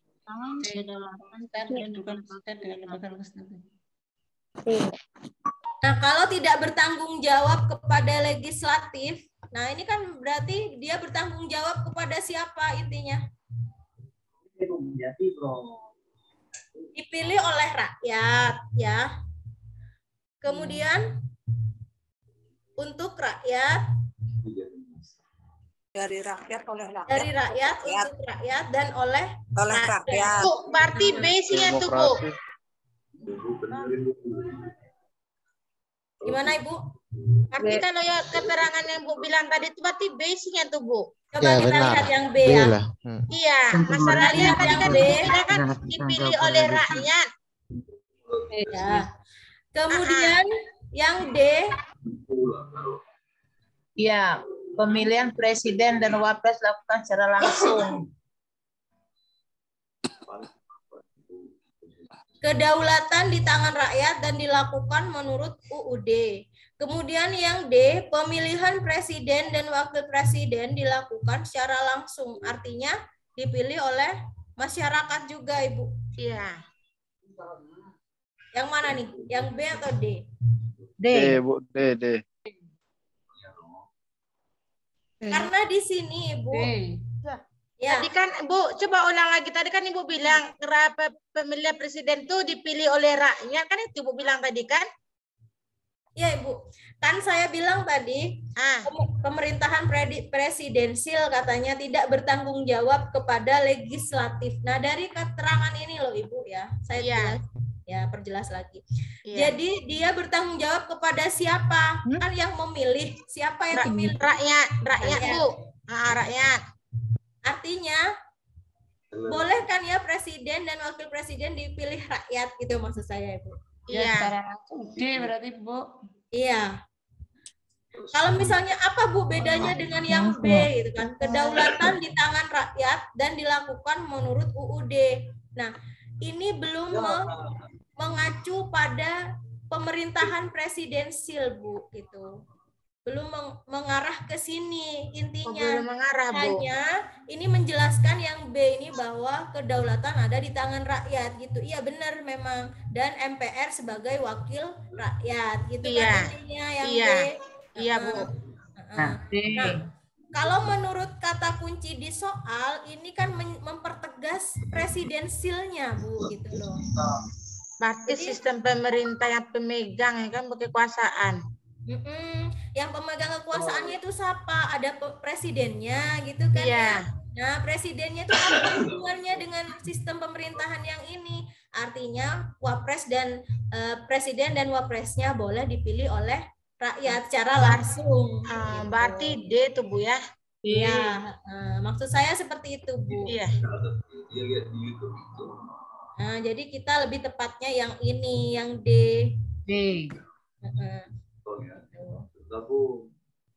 Gimana Bapak Ibu? Kalau minyak ya 5 liter. Kurang paham juga dikit lagi. Termasuk susah juga bagi kami. Iya. Kalau bisa Bu diulang lagi boleh Bu. Kalau yang nomor 10 ini Bu. Ya, oke. Bicara kuncinya yang susah. Penjelasan seperti yang saya katakan tadi, Ibu-ibu, kira-kira seperti ini pemahaman saya. Nah, salah satu tujuan amandemen, fokusnya amandemen dulu nih ya, terhadap UUD 45. Mempertegas sistem pemerintahan presidensil. Nah, kata kunci yang kedua ada pemerintahan presidensil. Dan ini tadi, ini kita cari bersama dan tidak ada soal di situ kan. Nah, ini enggak ada tadi, Bu. Iya, Bu. Iya, Bu. Ibu yang cari tadi ya. Iya.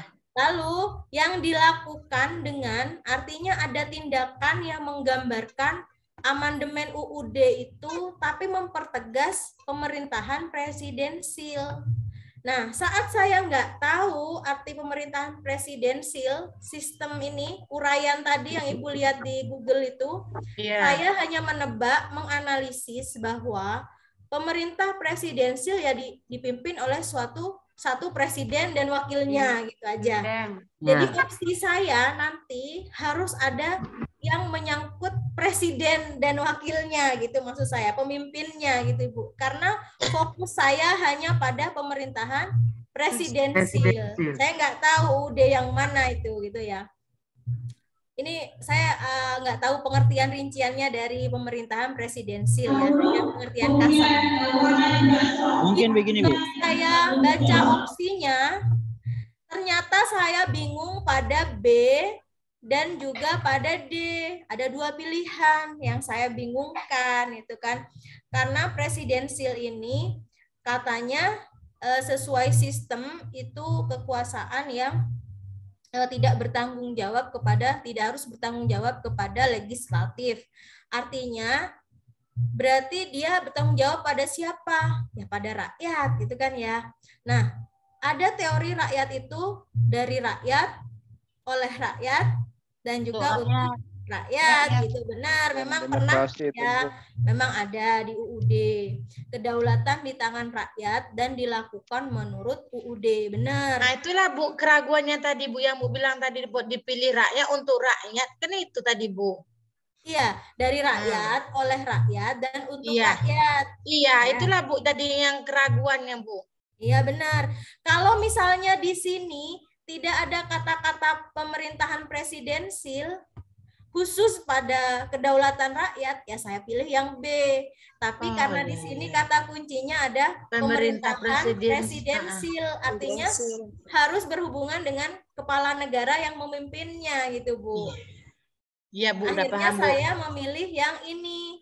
Ini juga ada kata-kata rakyat. Di mana? Di sini secara langsung. Ya, terselip kata-kata rakyat meskipun tidak ada kata yang menjelaskan rakyat. Tapi secara langsung artinya kan dipilih oleh siapa ya? Rakyat ya. Rakyat. Begitu analisis saya Ibu kalau saya dihadapkan pada soal nomor 10 gitu. Ya Bu, udah. Ya. Jadi harus ada kata yang terkait di situ. Kalau Ibu ingin memilih, kira-kira opsi mana ya yang tepat gitu kan ya.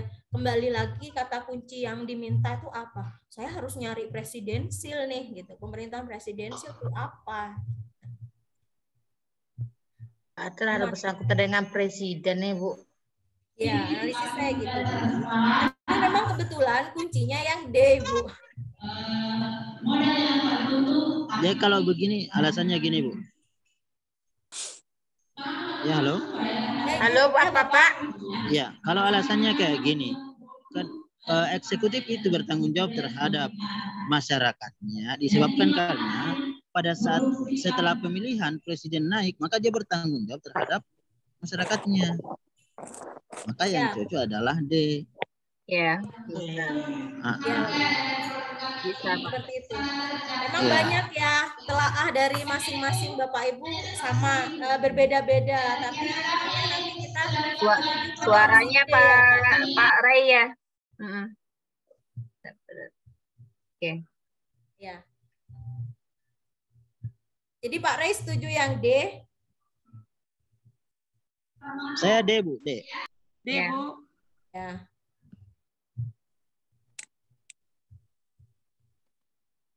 Nah, ini tentang HAM lagi Bapak Ibu ya. Nomor 11.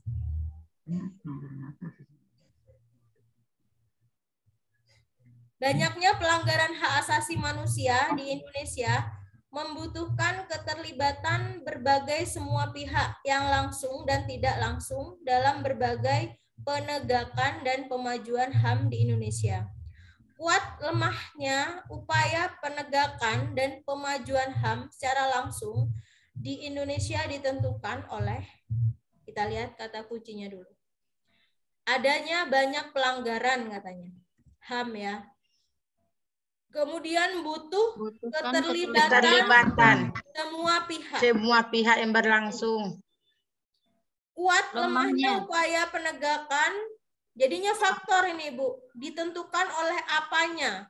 Jadi kuat lemahnya penegakan itu dipengaruhi oleh apa? Setelah banyak pelanggaran, butuh keterlibatan, ternyata masih ada yang kuat dan ada yang lemah.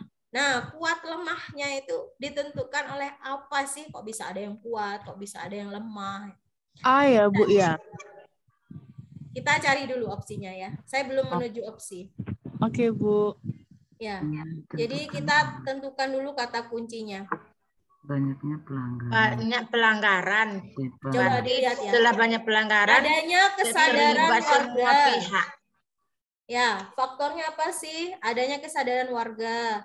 Kemudian adanya amandemen, adanya lembaga pemerintahan, adanya lembaga swadaya masyarakat, adanya undang-undang, ya, itu faktornya yang B. Yang C, kemauan politik. Kemauan politik yang sedang berkuasa. Nah, ini kata-katanya berkuasa gitu Bapak Ibu ya.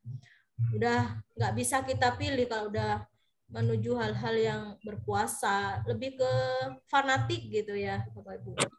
Memberi keputusan. Kemudian hakim yang D, dan adil. hakim yang adil. Memberi keputusan, Bu.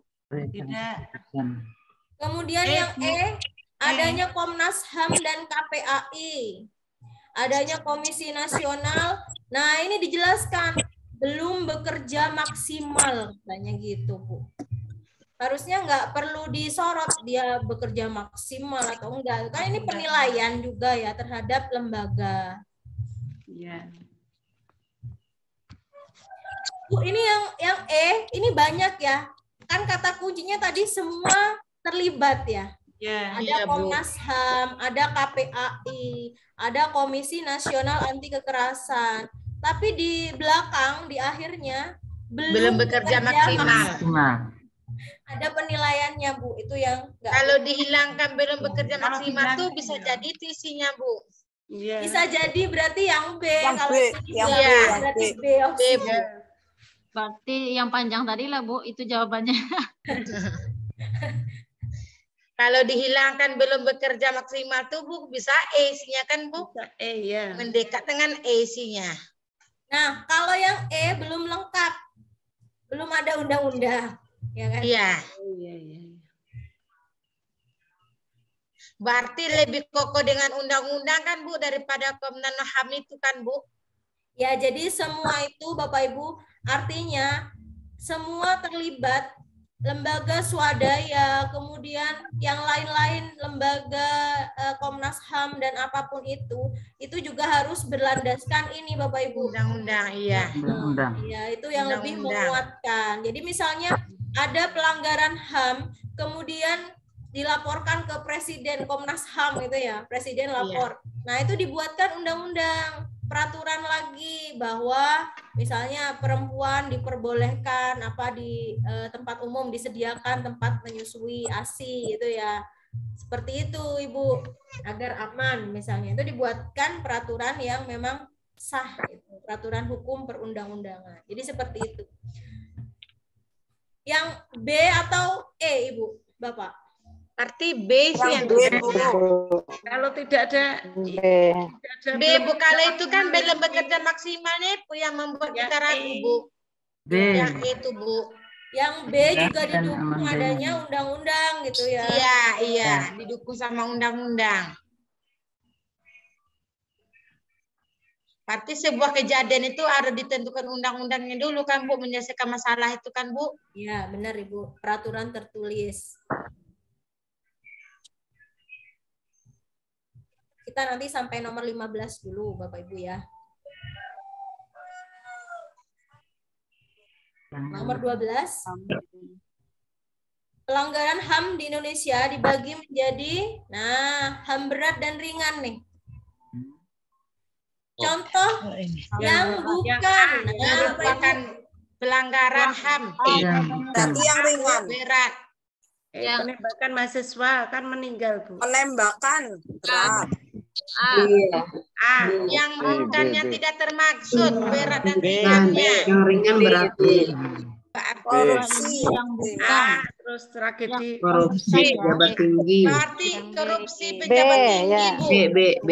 B. Hanya tidak termaksud, Bu. Ya. Jadi jangan lupa Bapak Ibu di situ ada kata bukan. Yang bukan.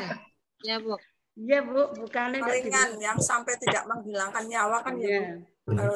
Kemarin itu Bu soalnya ada Bu tentang apa Bu? Oh, hukuman ringannya sama beratnya Bu, itu contohnya Bu kemarin itu yang keluar Bu tentang pembunuhan Bu.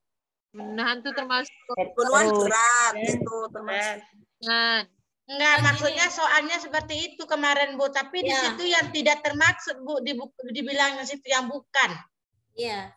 Enggak apa-apa Ibu, kisi-kisinya itu hanya peserta mampu menentukan dan membedakan mana HAM berat dan mana HAM ringan. Itu aja. Iya, Bu. Bentuk soalnya beda-beda. Iya, soalnya beda kemarin Bu yang keluar Bu, tapi yang kayak gini lah Bu yang bukan dibilangnya situ Bu. Di situ tuh HAM berat dan HAM ringan Bu, pelanggarannya berat dengan pelanggaran ringan itu contohnya apa, tapi di situ dibikinnya Bu yang bukan termaksud. Ya, kemarin kan ada kasusnya Sambo itu ya? Iya. Enggak, kalau kami nggak ada Sambo, Bu. Ada, Bu Debbie. Ada, Kalau Bu, punya Sambo, kami Bu. nggak ada, soal punya saya Keluar nggak kemarin ada. itu, Bu. Sambo. Sambo saya Itu termasuk kasus apa Bapak Ibu? Kasus berat atau ringan? Berat di pembunuhan itu Bu. Kemarin Kalau ada yang peserta. kami kemarin Ibu bukan masalah kasus Bukan berat kasusnya yang ringannya, ditanya. tapi tentang apa yang ini KPI KPAI itu. nganuin anaknya Sambo itu Bu. Oh ya, yang ke Ya, Seto KPAI. itu. Katanya melindungi anak Sambo itu Bu. Kak Seto, Soalnya Kak nggak ada Seto keluar dan tentang Aris itu Merdeka kemarin. Sirait. Ya, itu belum kami. Ya Ibu, sebentar. Kalau kemarin itu ada yang menjawab seperti ini Bu, itu yang kasusnya Ferdi Sambo itu kan hanya membunuh satu orang katanya. Kok bisa berat jadinya gitu. Ya berat karena sampai menghilangkan nyawa. Itu kan berantai Bu. Kasusnya berantai. Ada yang salah konsep seperti ini Bapak Ibu. Kalau HAM berat itu seperti tragedi Semanggi itu banyak korban gitu maksudnya. Jadi kalau Ferdi Sambo hanya satu korban itu ringan gitu katanya Bu. Tapi kalau tragedi itu kan Bu bukan disengaja dibunuh Ibu. Ya pokoknya semua yang menyebabkan menghilangkan nyawa itu udah berat. Termasuk berat. Oh, iya Bu ya. Di situ. Hanya salah paham aja kemarin. Kalau pencemaran nama baik ringan itu ringan itu Bu. Ringan Bu. Ringan. Dan tidak pembunuhan Bu. Itu kan tidak menghilangkan nyawa Bu. Ya. Nah ini contohnya ya, pelanggaran HAM berat pengertiannya. Berbahaya dan pelanggaran HAM ringan. Pelanggaran tidak mengancam keselamatan manusia.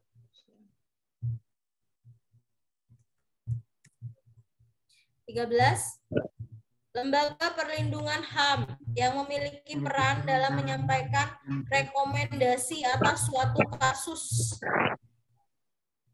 kepada pemerintah dan DPR untuk ditindaklanjuti. Nah, kira-kira lembaga apa nih? Pengadilan HAM. Komnas HAM. Lembaga Perlindungan HAM ya, lembaganya. Arti Komnas HAM. Komnas HAM, Bu. Arti itu Bu, Komnas HAM. Nah, Bu, itu yang C lembaga, Bu, gitu ya.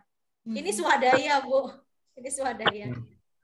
Itu kan masyarakat, Bu. Iya, makanya swadaya. Masyarakat, nah, iya. Jika ada ada yang tanya, Bu, itu yang C kan lembaga. Ibu tadi bilangnya lembaga karena ada kata di sini lembaga.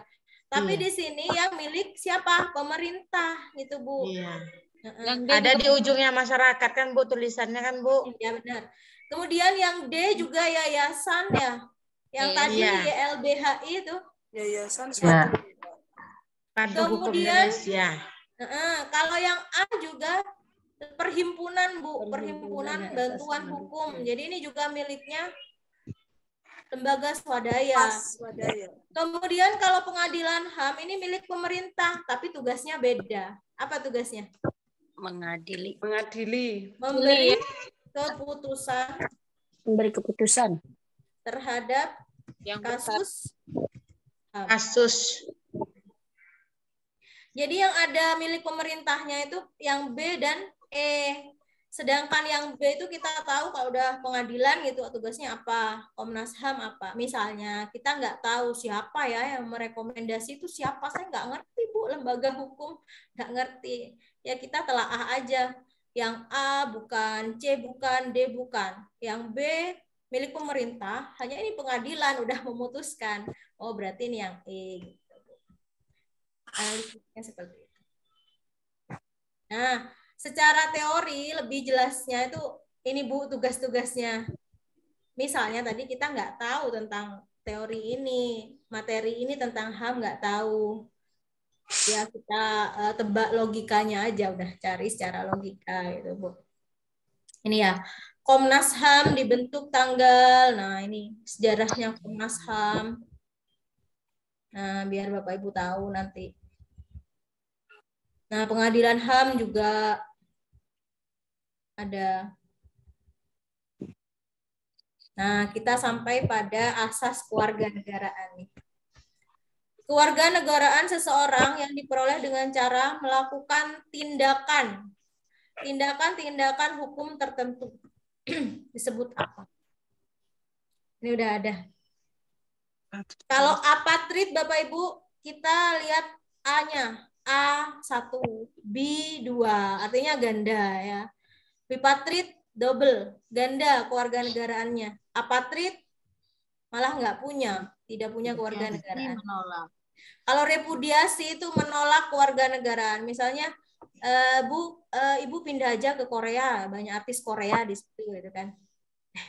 Ibu menolak, itu namanya repudiasi. Jadi yang naturalisasi, Bu. Pemerolehan kewarganegaraan. Kewarganegaraan diperoleh dengan cara melakukan tindakan hukum tersebut. Artinya Ibu tindakan hukum ini bukan melawan pemerintah, bukan. Artinya usaha dengan jalur hukum maksudnya Bu. Misalnya Ibu memperjuangkan kewarganegaraan anak Ibu. Misalnya dulu pernah lahir di Korea gitu ya. Lalu Ibu ingin anak Ibu itu berkewarganegaraan di Indonesia. Jadi ditelusuri asal usulnya itu apa namanya, itu namanya tindakan naturalisasi. Jadi memperjuangkan kewarganegaraan anak Ibu agar memperoleh kewarganegaraan Indonesia misalnya.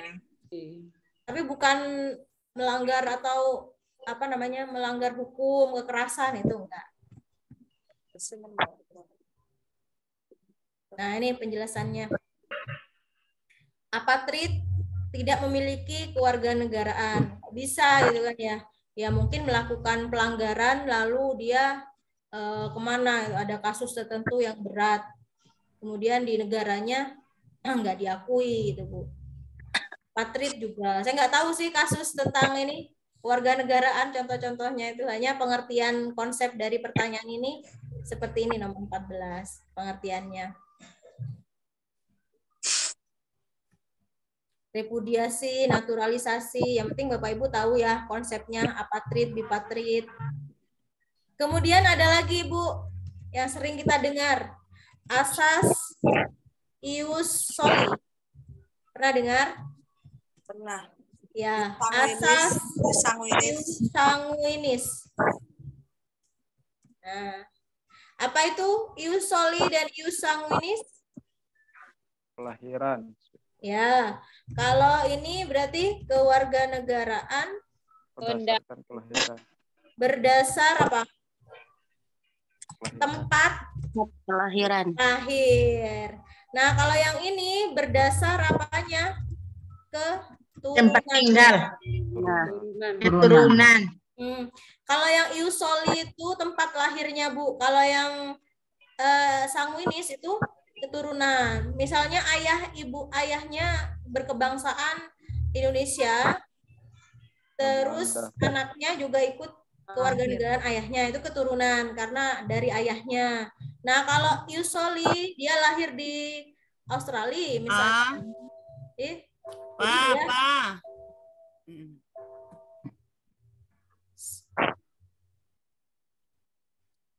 Ya, jadi dia berkebangsaan berkewarganegaraan di Australia, itu berdasarkan tempat lahirnya. Mungkin nanti Ibu keluar Ius Sanguinis ini ingat pada ininya aja, keturunan. Intinya. Bati Soli itu tempat lahir, Bati Sanguinis itu keturunan. Dari ayah ibunya. Jadi ngikuti ayah ibunya mana, anaknya juga ngikuti gitu, Bu. Pak Gus. Pak Gus. Yo, terakhir 15. Setiap masyarakat harus menaati norma-norma yang berlaku di lingkungan masyarakat. Peraturan yang bersumber dari pergaulan hidup manusia. Pergaulan. Ya, kesopanan. Pergaulan manusia kesopanan, Bu. Kalau yang kesusilaan itu dari hati nurani, kalau yang hukum itu tertulis dari ketertiban masyarakat. Kalau agama dari Tuhan. Nah, gampang ini Ibu ya. Oke, sudah selesai. Bu Dewi. Ya, Bu.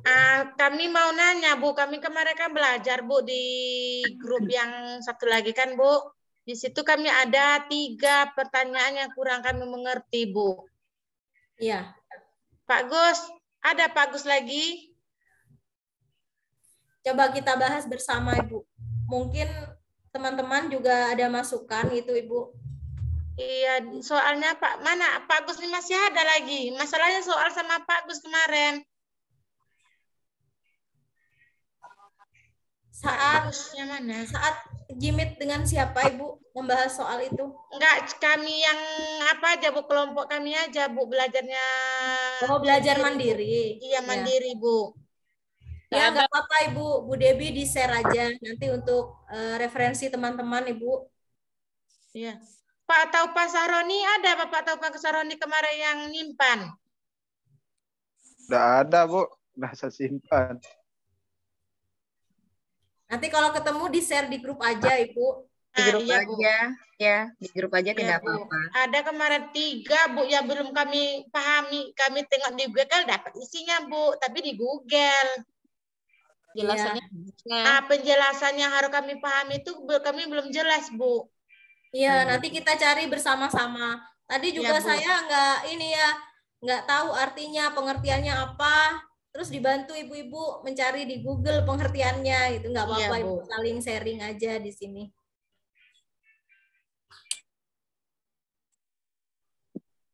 Ya, sudah Ibu-ibu, Bapak-bapak, sebelum kita akhiri, apa ada pertanyaan? Nanti filenya dikirim ya, Bu Dewi. Ya, oh, iya, Ibu. Makasih. Ya, kasih Bu. Sudah ya, saya kembalikan Ya, ke Bu. Bu Susi. Ya, terima kasih. Ibu. Terima kasih Bu Dewi untuk pembahasannya pada malam hari ini. Mudah-mudahan bisa dipahami ya. Bisa dipahami, nanti bisa dibuka-buka lagi. Dan pembahasan yang tadi nanti di-share di grup. Nanti bisa diunduh ya. Ya Bu.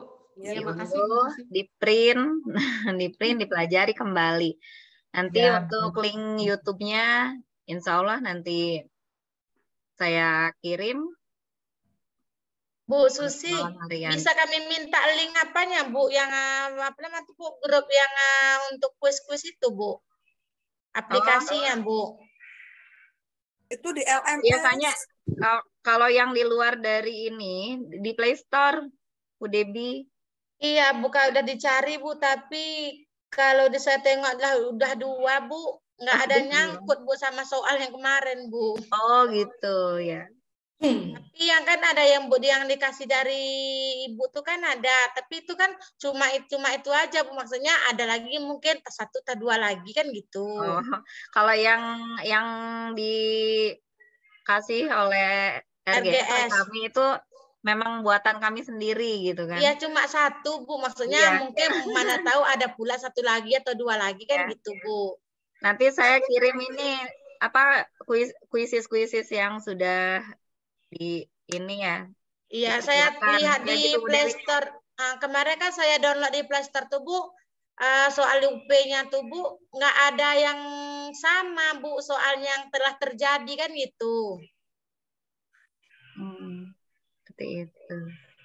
Ya, Ibu, untuk latihan-latihan itu biasanya kami buat sendiri sesuai dengan kisi-kisi gitu, Bu.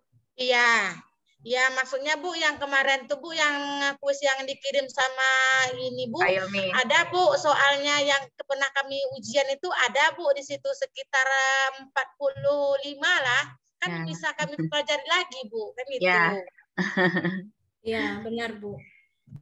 Jadi sering-sering berlatih meskipun soal beda. Ibu juga Bu, belajar mandiri dengan tapi teman-teman. kalau yang di luar itu Bu, banyak yang nggak sama ya? Banyak yang nggak sama. Kalau soalnya nggak sama, bisalah Bu, itu makna dari soal itu pun nggak ada yang sama, Nggak Bu. ada yang sama. Ya sudah, kalau tidak sama jangan. Jangan dipelajari. Ya, memang kita sering ya Bu ya mengalami kalau kita Bu, saya latihan banyak soal dari sini sana itu ya tambah bingung. Kadang ada soal jawabannya nggak sesuai gitu ya. Kalau sekarang kan pedomannya Bu, soal yang pernah kita ujian itu Bu, kita pedoman berarti ini pernah keluar, berarti ini kalau ini ditukar soalnya seperti ini, berarti ini jawabannya kan gitu Bu. Iya. Jangan hafalkan jawabannya Bu. Enggak. Kita memahaminya, Bu, kata kuncinya kita ambil dulu bagaimana pemahaman. Nanti kalau kita ambil kata kuncinya A, isinya di sana bikinnya C, nggak mungkin lah Bu. Iya. Iya benar Bu. Ya. Ibu. Iya Pak Ray. Soal yang tadi dibahas itu nggak ada di ini ya, di di LMS-nya ya. Nanti saya masukkan lagi Pak, ditambah sisanya juga. Nanti bisa berlatih sendiri ya. Oke, siap Bu. Makasih banyak Bu. Pak Roy. Ya. Ada Pak Roy simpan soal yang kita kemarin, kita rembuk kemarin. Soal yang mana Ibu? Kan ada 3 kemarin itu Pak, yang nomor 65, 79 sama 83. Yang di mana yang dikasih sama Bapak Hilmi atau yang enggak? Kan kita kan gabung sama Pak Agus Wanda. Oh, saya ikut Ibu, cuman kemarin semalam saya nggak ikut Zoom karena saya ada lagi pelatihan ini. Nah. Nanti Ibu share di grup saja. Kalau memang ada soal yang itu nanti Ibu share ke grup saja. Iya. Kita lihat sama-sama. Kalau tahu Bapak Roy ini kan bisa kita jelaskan cuma 3 soal kan nggak makan waktu juga kan gitu. Oh iya. Itu Pak Gus Wandra boleh dikirim soalnya Bu Pak Gus ke ini ke LKP. Ini sepertinya sudah terlempar Pak Gus. Terlempar mungkin Pak, nggak ada lagi. Biar ntar saya yang kirim Ibu ke teman-teman yang lain, nanti teman-teman yang lain teruskan ke LKP Bimbel. Iya. Iya boleh Pak. Nanti kita bahas bersama. Iya Bu, iya. Untuk bagaimana Bu Dewi? Ya, sudah. Untuk malam hari ini kita cukupkan saja ya. Nanti soalnya dikirim ke grup saja. Nanti kita bahas bersama. Untuk malam hari ini kita cukupkan. Terima kasih Bu Dewi untuk pembahasannya. Terima kasih teman-teman yang telah hadir. Tetap semangat, jaga kesehatan ya. Karena menjaga kesehatan itu sangat penting. Karena kalau tidak sehat, bagaimana kita akan memahami soal? Bagaimana kita akan belajar? Ya? Dan yang pastinya, kita harus selalu tetap bahagia. Jangan lupa bahagia. Malam hari ini kita cukupkan. Jangan lupa bahagia. Ya. Malam hari ini kita cukupkan. Saya tutup. Wassalamualaikum warahmatullahi wabarakatuh. Waalaikumsalam warahmatullahi wabarakatuh. Selamat beribadah. Terima kasih Bu Susi, Bu Dewi. Selamat malam. Terima kasih Bu Susi.